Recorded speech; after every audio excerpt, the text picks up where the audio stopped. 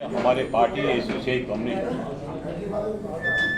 की ओर से पूरा देश में हम 151 सीट पर लड़ रहे हैं और मध्य प्रदेश से हम 6 सीट पर चुनाव लड़ रहे हैं। ये 6 सीट है यहाँ ग्वालियर, गुना, शिवपुरी, भोपाल, सागर, जबलपुर और इंदौर। अभी 2 उम्मीदवार हमारे बीच में यहाँ उपस्थित हैं।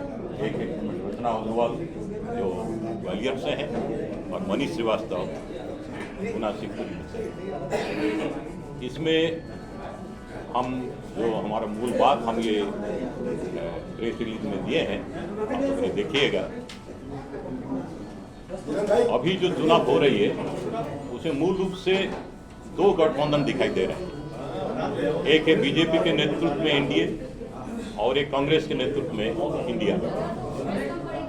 ये दोनों ही गठबंधन या उनके जो कांग्रेस और बीजेपी ये लंबे समय तक हमारे देश में शासन किए। आज़ादी के बाद लंबे समय तक कांग्रेस का राज रहा और उसके बाद बीजेपी के शासन।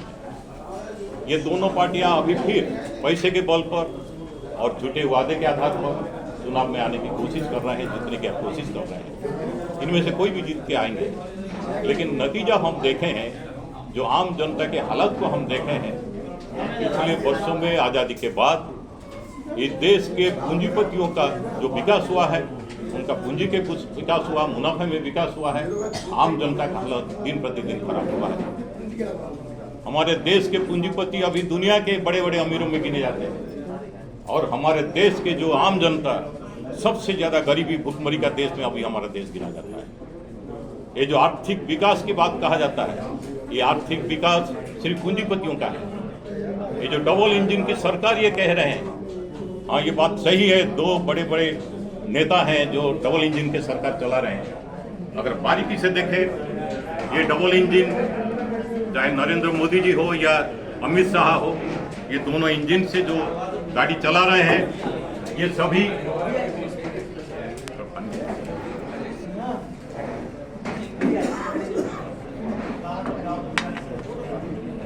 ये गाड़ी के अंदर बैठे हैं इस देश के पूंजीपति लोग,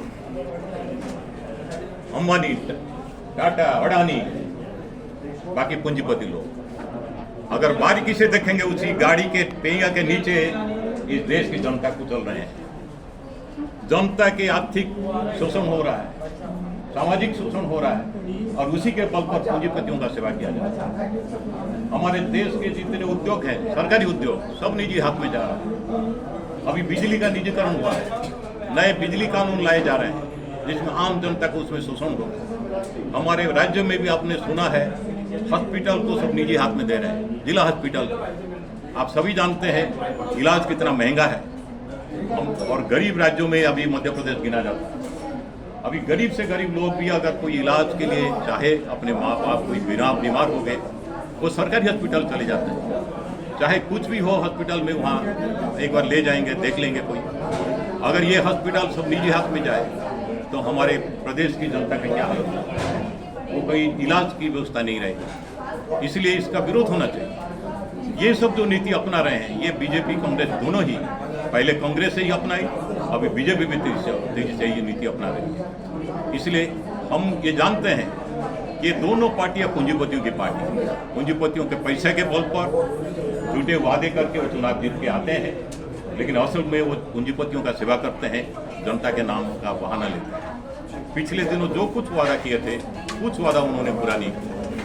इसीलिए इस देश में एकमात्र मेहनत वर्ग की पार्टी, आम जनता की पार्टी, जो ये मार्क्सवाद, लेनिनवाद, कम्युनिस्ट सिद्धांत सोच के चिंतन को लेकर हम चलते हैं, जो एक क्रांतिकारी पार्टी है एसोसिएशन कम्युनिस्ट, हम उसकी तरफ से यहाँ आए हैं। यही एकमात्र पार्टी जो आम जनता की पार्टी है। हम कोई पूंजीपतियों का सेवा नहीं करते हैं, पूंजीपतियों से मदद नहीं लेते हैं।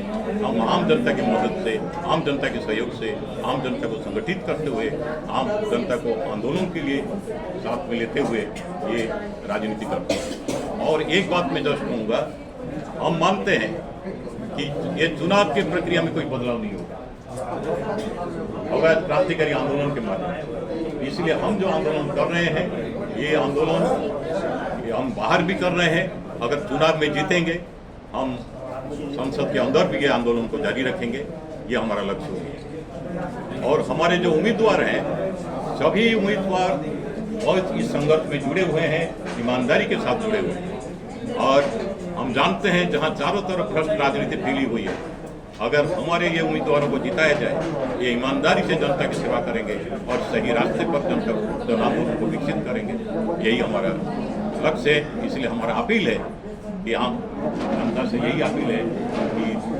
हमारे जो 6 कैंडिडेट हैं मध्य प्रदेश से